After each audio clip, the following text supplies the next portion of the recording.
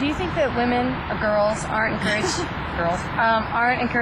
work in the industry because it's so nomadic, and parents want their daughters to be more secure and not looking for the next job or paycheck like they might be in the entertainment industry? I don't know that people discourage people because of the freelance aspect, which is the nomadic aspect. I think they discourage them because it's a constant level of rejection that you have to accept as part of your job. You know, every script I write is rejected by 15 studios, and then one studio will make it. You know, even in writing a television series, an episode is rejected because an executive didn't respond to it. So you're constantly dealing with rejection, and you have to be able to separate yourself from the item. Whether an actor, you're being rejected for walking in a room and you look like someone's ex-wife or ex-husband, and they don't want to hire you. I guess since we're speaking about women, but they'll look at you specifically, and there's a reason they're not going to hire you. They've already determined they want a blonde and you're a brunette. There's so many things that go on that you have to learn to divorce yourself from rejection as the self for an actor or a piece of material. You're not the piece of material.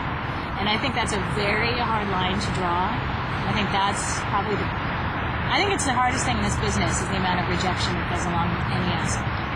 More so than the freelance.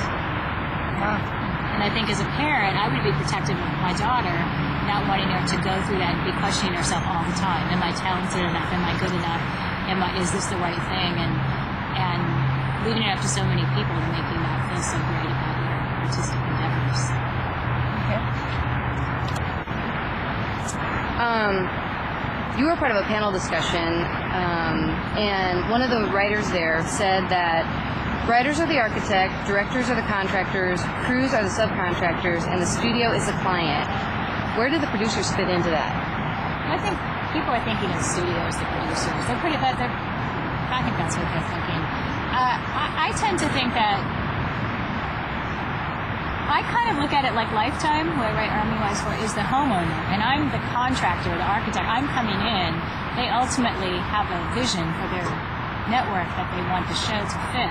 And my job is to get them there and to be artistic, give them the home that they're looking for, but they're actual owner, and I'm the architect or contractor, making it, bringing it to life. That's sort of, I guess I don't see so many steps of it. As a film writer, what made you want to put a television series on the air after you've done? Your love of film is very well known. Yeah, I've been a feature writer most all my life. I mean, other than the one brief step into Xena, I haven't written any for television. It's a funny story how this series came about. In that Deb Spera, who's the executive producer and the president of Mark Gordon Company, they sent the book to me with a buck slip, just a cover with their name on it, but there was no instructions.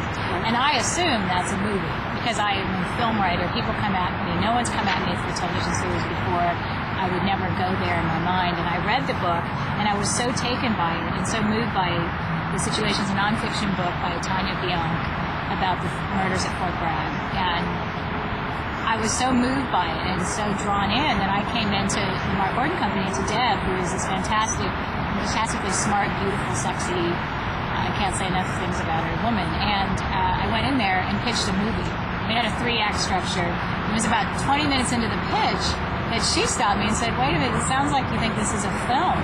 And I said, "Well, what else is it?" And she said, "Well, it's actually a television series. We're interested in you creating a television series with us." And I was completely thrown. I actually called my agents and said, "What makes anyone think I can do a television series?" And so it was all happenstance, and I was sort of hogtied and hornswoggled, and they were tricksters is what they were, because I did not see that coming at all. And I sat down, and truly, this was a step-by-step being in the present moment.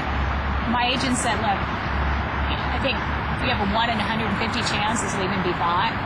And then, so let's just follow it so you can get the experience, and these are good people." And I responded to material. I really responded to Deb Spera. I have to say, half of the writer's challenge is getting into bed with people you believe in and have the passion and artistry that you respond to, and picking the right people for your projects, because it's only done once, and you make a mistake like that, and you don't get the material back.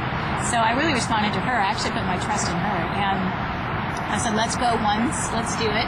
So we did it. And then they bought it, and he said, well, getting a pilot made is like 1 in 150. You'll never get it made, so let's just follow that through and write it. So I write the pilot, and then they buy it, and they say, we're going to make the pilot. And he said, well, even the pilots, they make 16 pilots when we put 3 shows on the air, which really were our odds, I think, at the time, like 3 of 15. So let's just shoot the pilot, and you've got that experience. And then they buy the pilot, and now it's a series. Well, it's just, series get canceled all the time. So the whole step, every step of the way, how often do you have a hit show? True. A true hit as well. show. Yeah. That your show could not be a hit. People could not respond. You can't really make people turn on the TV and watch your channel. You do your best, but it's still up to the fates. And then suddenly people are watching it. Now I'm starting season 2. So every step of the way was me, this stranger in a strange land, as a feature writer, thinking this is never going to happen. But it's a fun. It was an exercise that became reality. So you just keep showing up. You have to kind of let yourself be led sometimes. Greater things are at work.